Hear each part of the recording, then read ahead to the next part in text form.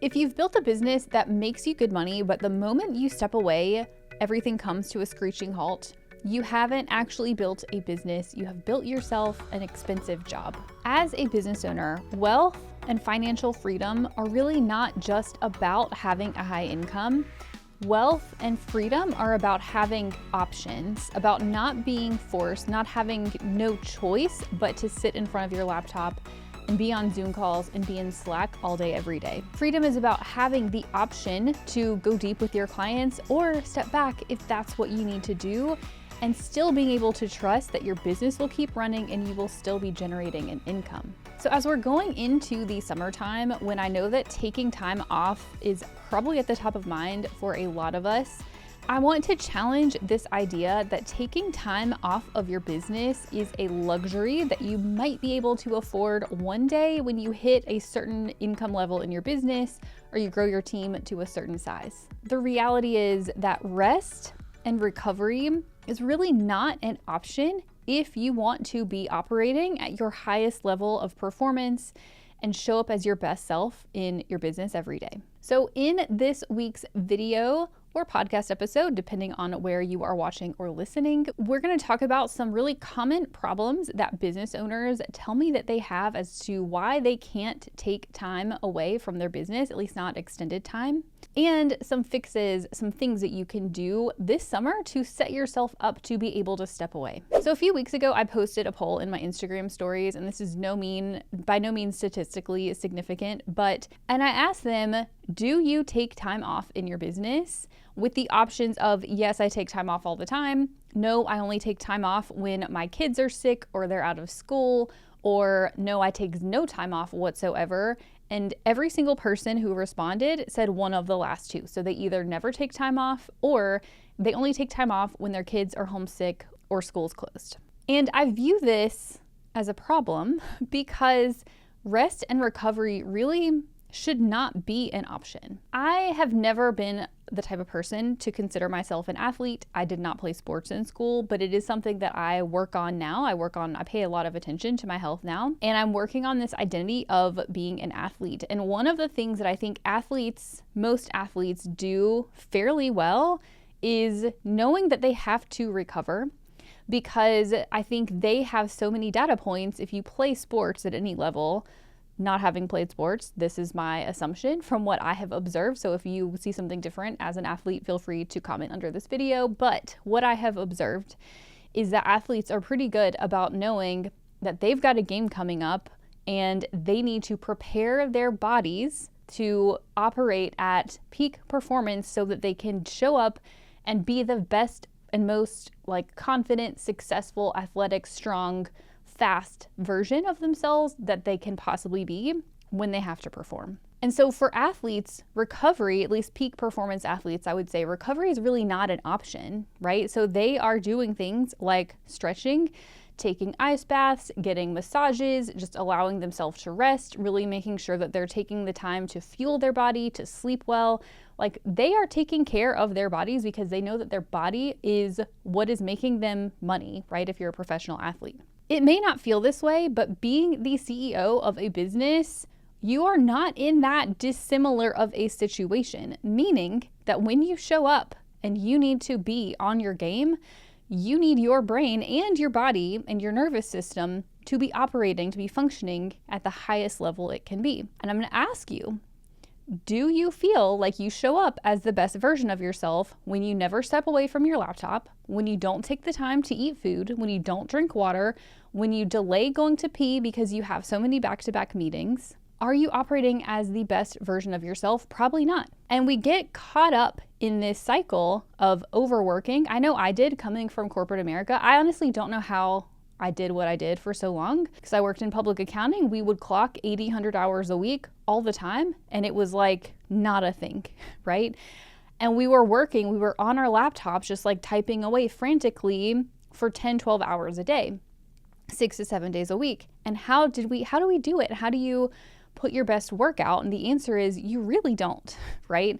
I think that when you're in that sort of workplace environment, It's not so much that they're expecting that you're going to do 10, 12 hours a day of high quality work. They just want you to basically put out as much output as you possibly can and to get as many billable hours logged so that they can turn around and charge clients for it, right? At least that was professional services. But now that you have stepped into business owner land, we are not in that place anymore of needing to continue along the rat race and to keep working away for so many hours a day, because you're not going to be putting out your best work and you're not going to be the most creative. You're not going to be the most strategic. You're not going to be the most powerful embodied version of you that you possibly can be. So from that lens, I'm not saying that rest and recovery only need to be in service of higher performance, but I know that speaking to you listening, that you're probably thinking about what are some ways that I can make myself more productive, that I can make more money, that I can be more efficient and effective with my time, so that you can finally have the freedom that you wanted,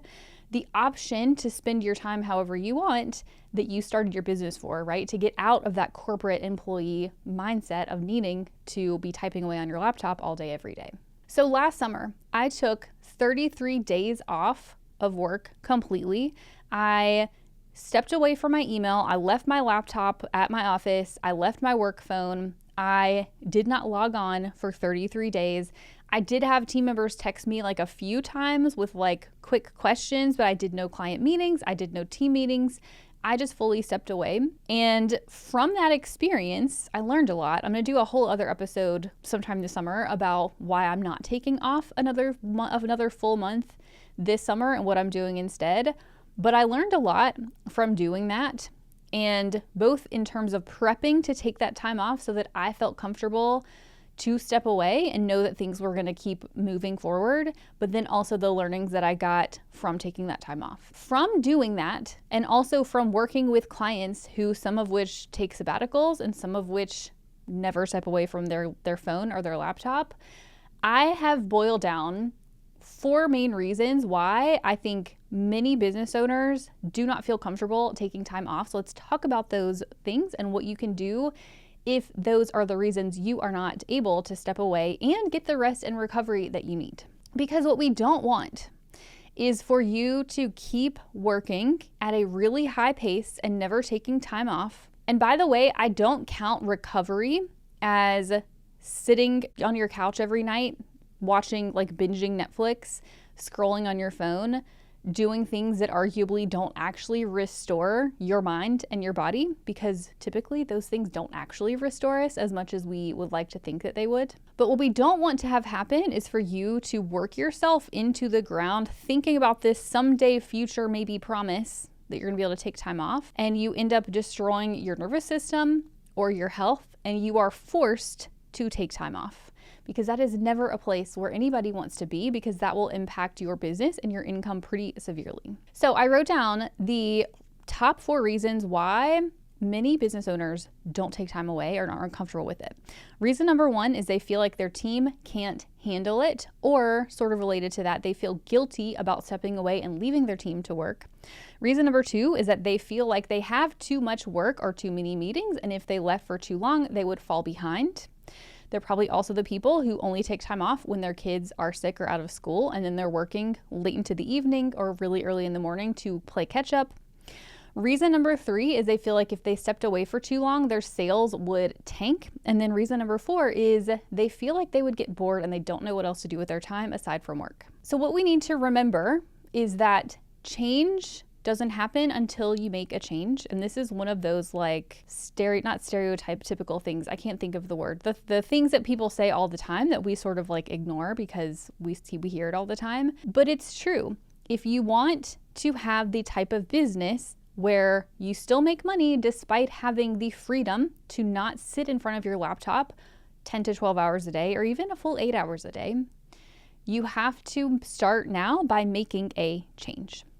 So let's talk about some of the fixes, some of the things that we can do to address all of those 4 reasons why you're not stepping away from work. So number 1, if you're saying to yourself, my team cannot handle the work, or if you feel a little bit guilty about leaving your team, the fix for this, you have to practice delegating to your team And then you have to practice providing feedback to your team. So what happens with a lot of people, I think, is we hire team members and we throw work at them. And then we're so busy trying to get the work done that we don't leave enough time in to provide feedback, to train the team member on what they did right, what they didn't do right, and how to improve next time. And we just fix it ourselves because it's faster and easier. And then there's also a lot of people who will say, well, if I just do it myself, I don't have to pay the team member for it, and therefore it'll make me more money because I don't have to pay my team. That is not the point. So when we hire a team member to do specific tasks and we're not comfortable fully handing over the reins, that tells me that you have a gap in your processes or in your training, or you have hired a team member that is not the right team member for that role. So you need to delegate more of the work that you're doing, and this honestly just takes practice and then providing feedback. If you feel like you cannot delegate right now, then you need to look at your SOPs to make sure that you have standardized processes written down with clearly saying, this is what success looks like, this is what it doesn't look like, avoid these common errors, and then training your team on it. And if that still doesn't work, then you're going to need to rethink your offer structure and or your team members, because you are either trying to spread your team members too thin by doing too many different types of tasks across the different clients that you are doing, or you have hired a team member who is either not in the right role for what you need, or it's not the right person for that role. Then quickly to address the guilt, because I think this one is closely related. We can feel guilty about stepping away and then seeing our team members take up the workload. And my response to that is, I don't think most team members are going to expect that you are there 100% of the time, especially if it's not your expectation of them. Like if you don't expect them to never take time off, why would you assume that they think that you're not going to take time off, right? So I think creating this culture where you lead by example and saying, here's what I want for myself and I want this for you too. We're still going to get the work done. We're still going to meet quality standards, but we're going to take rest and recovery time because we need it. Okay, so reason number 2, I have too much work or meetings. If I took too much time off, I would fall behind. So for this, I have 2 fixes. If you are making less than mid 6 figures, if you have too much work for the time, like to fit into maybe like 20, 25 hours a week of like dedicated client work time, then you are not priced appropriately for the work that you're doing. The reason that I know this is because I have seen enough businesses where if they price their offers, they price out what they're doing appropriately, getting out of working for this super low hourly rate mindset, they will make enough money in doing client delivery for like 10, 15, 20-ish hours a week that they can support their full income goals. And when you can't do that, when you have to work 40 plus hours a week just on client meetings and deliverables, and you're still not meeting your income goals, there is a mismatch. Now, on the other hand, if you are making more than about mid 6 figures in revenue, you probably have an offer structure problem, meaning you have not delegated enough to your team members, or again, you're doing too many different types of tasks for your clients, and you are holding on to being the bottleneck. So if you go listen to last week's episode, I talked about the 10-80-10 rule and how to use that framework to create your offers and start training your team to do the client delivery for you. Go listen to that episode and figure out if the way that you have structured your offers and your business model enables you to delegate. And then if it does, practice delegating. And lastly, if the issue is that you have too many meetings on your calendar, then again, we need to look back at your offer structure. Do you really need all of those meetings? Are there meetings that you could teach team members how to take? Are there meetings that you could streamline with automations? Could you do Loom videos, asynchronous types of calls? Or could you just restructure your calendar and stop offering meetings every single day of the week and condense it down into, there's been points in my time as a business owner where I have only done meetings for like sometimes as little as 4 days out of the entire month, which obviously frees up a ton of my time to do other things. So reason number 3 is I don't want to take time off because I'm afraid my sales would tank.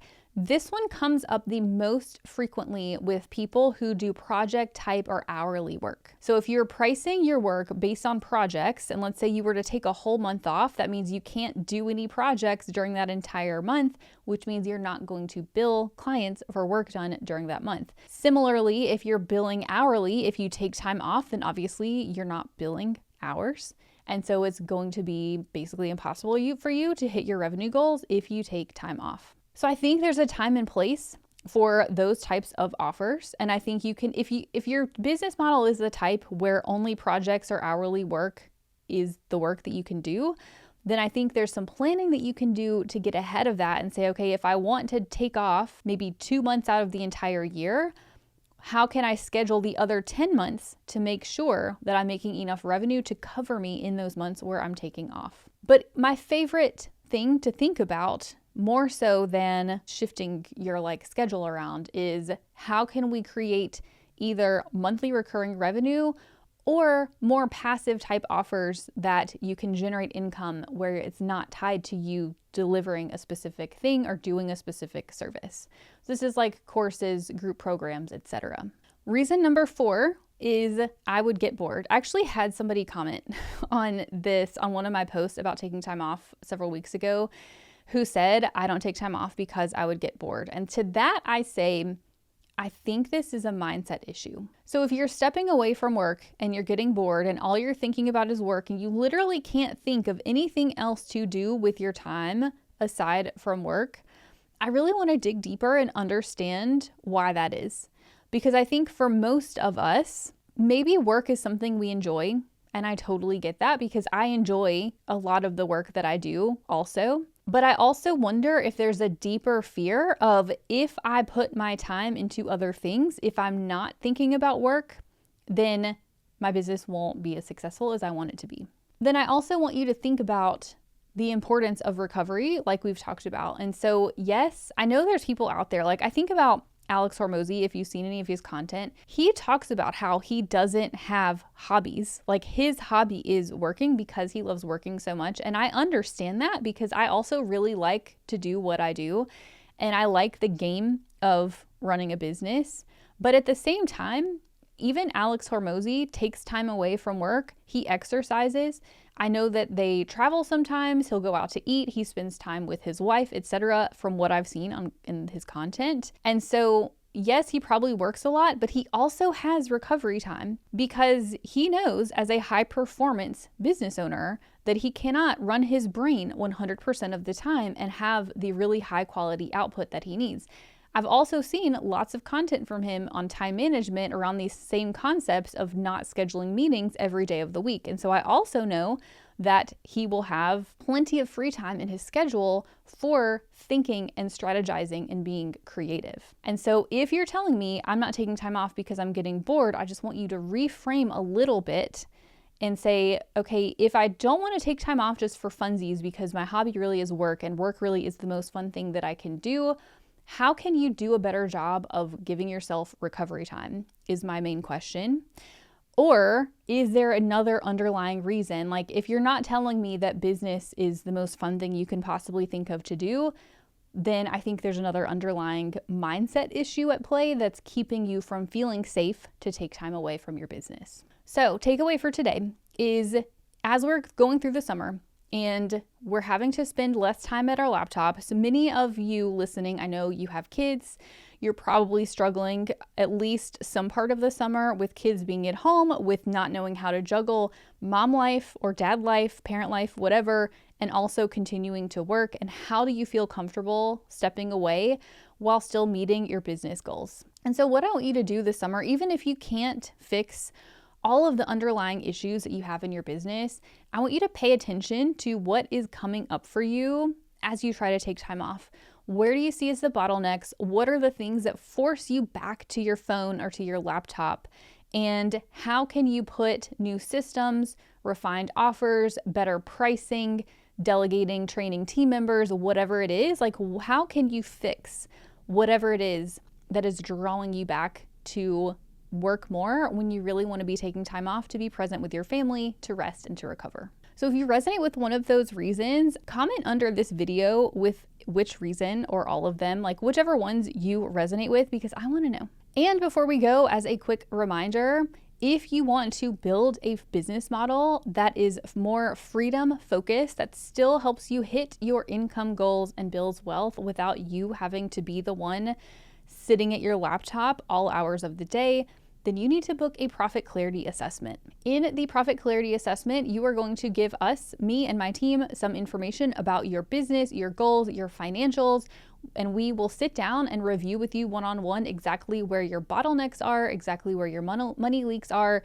and help you map out your exact next steps to building a business that is profitable, sustainable, and gives you more peace and allows you to step away from your laptop more than you are today.